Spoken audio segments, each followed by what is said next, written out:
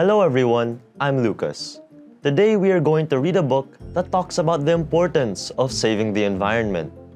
Mangroves help combat climate change through carbon sequestration. Mangroves protect us when storms come. They serve as a buffer. Ang tawag dito ay mga bakawan.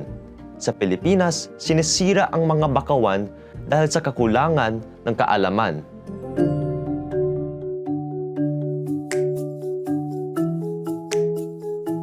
Today, we will be reading Adarna House's book entitled Bakawan.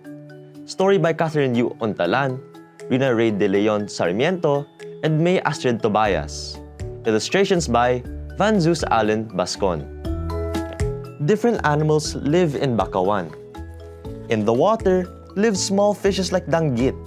Under the roots, you can find talangka, with hundreds of shrimps pushing against each other. On the high branches of trees, birds like tagak build their nests. Bayawak is also often seen walking around the muddy grounds of Bakawan. Animals lead peaceful lives in Bakawan. Their resources are bountiful and their habitat is safe. Among all the animals, tagak is the most curious and the most daring.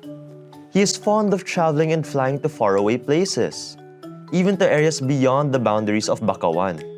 He disappears for a few days, and his friends often worry about him. Every time tagak returns home, the animals gather around him to listen to his stories. There was this huge ship full of people. The music was loud. The people were dancing. They were on their way to an island where there were more people having fun. They threw this, and tagak showed them a plastic bottle. Talangka pinched it.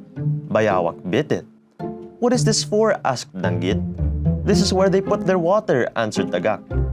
"They drink from it." "Water? But we are surrounded by water." "Why do they need to put the water in a bottle?" wondered Danggit. Tagak left for another journey. This time he brought home a shiny plastic bag. "What is that for?" asked Danggit. "I don't know, but I find it pretty. I will hang this on my nest as decoration." One day, while the animals were talking, Bayawak arrived with a big gash on his tail. "What happened to you?" Danggit worriedly asked. Talangka looked at the wound of poor Bayawak. "I saw something like the bottle that tagak brought home," said Bayawak.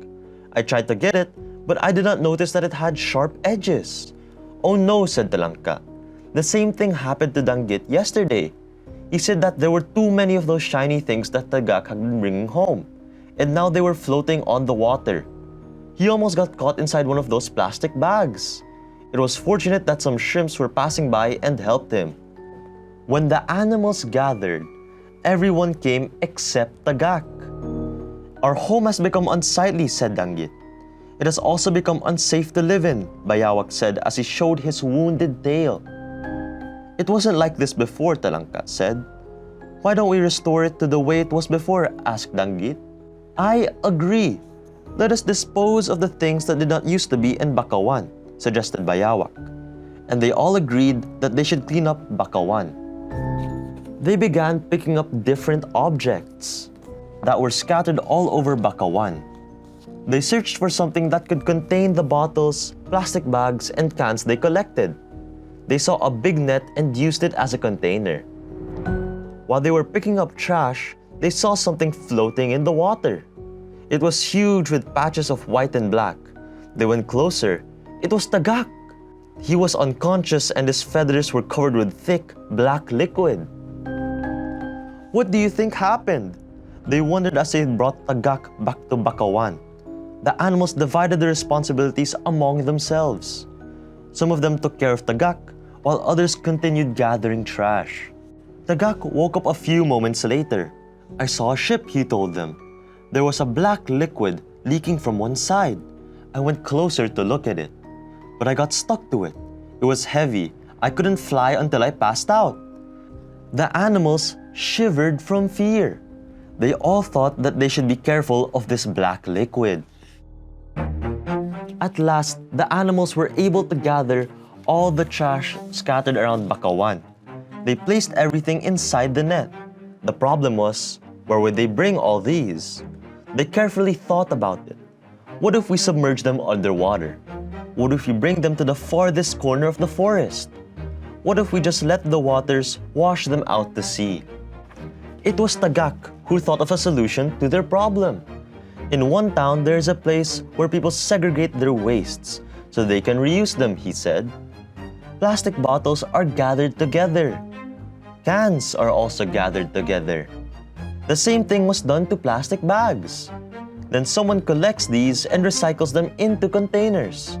They even use the materials in entirely new ways. The animals agreed to bring their trash there. And so Tagak assembled all the other birds and even bats. He asked for their help in carrying the net filled with trash. One night, while people were fast asleep, they brought the net to the area that Tagak described. When they got there, they themselves segregated the trash just like the way people do it. Bakawan was restored to its former beauty. It was clean, safe, and bountiful in resources. From then on, the animals no longer collected trash. They maintained the cleanliness of their community. I hope you enjoyed reading Bakawan with me, and I hope you learned a valuable lesson of the importance of preserving our mangrove forests.